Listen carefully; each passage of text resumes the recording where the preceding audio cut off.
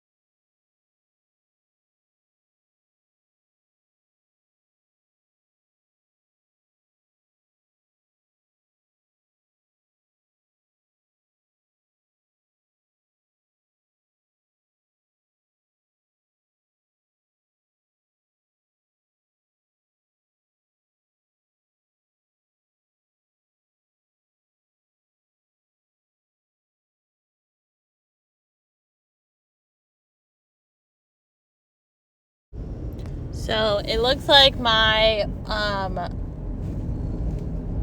volume or my mic was not working in this part of the video, unfortunately.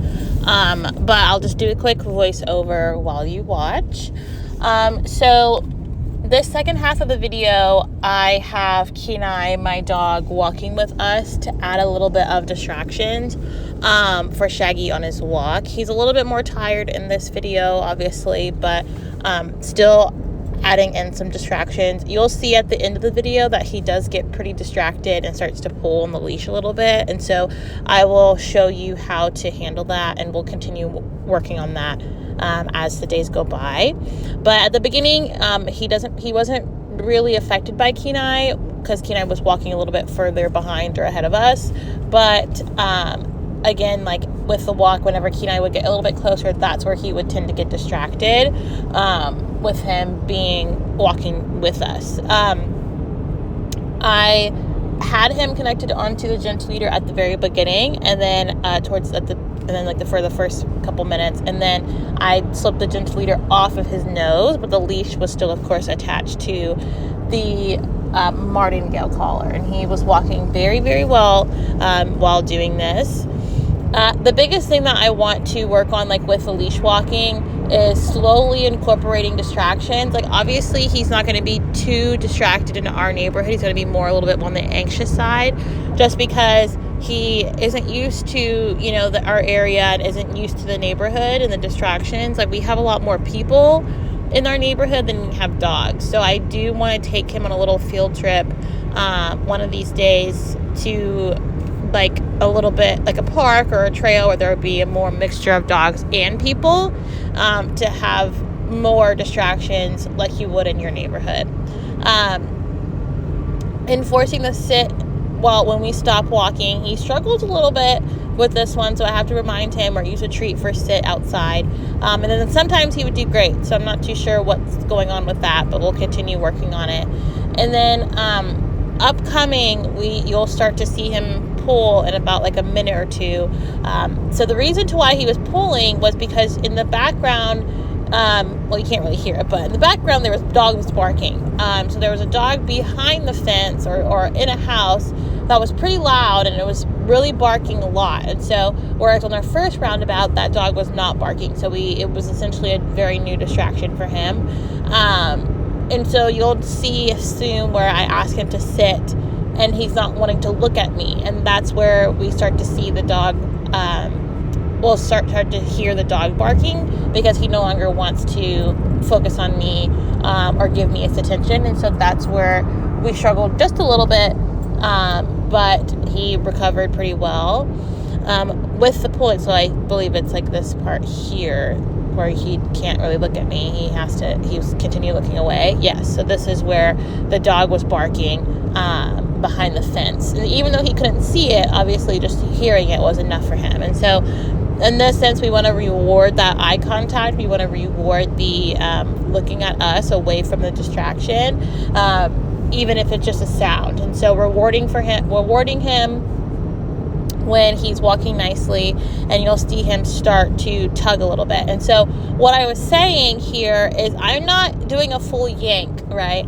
I am just doing a slight tug backwards with my hand. And I want to be more proactive than reactive on my correction. So I'm not waiting till he's doing a full-blown pull, right? I am feeling that once the leash gets a little bit more tension, that's the moment where I pull back. I'm not when he's fully pulling, right? We want to make sure that we're stopping the pulling right before it gets too much, just to correct him and understand exactly what he's supposed to be doing. And so comparing this part of the video to the first video, with barely any distractions, he is now walking a little bit more in front of me than he was before. And so this is where I can see where he's struggling a little bit, like you were saying prior, with the distractions of other dogs, that he does get distracted. So we'll continue working through this. He's doing better, rewarding him for checking in, but overall, you did a very good job.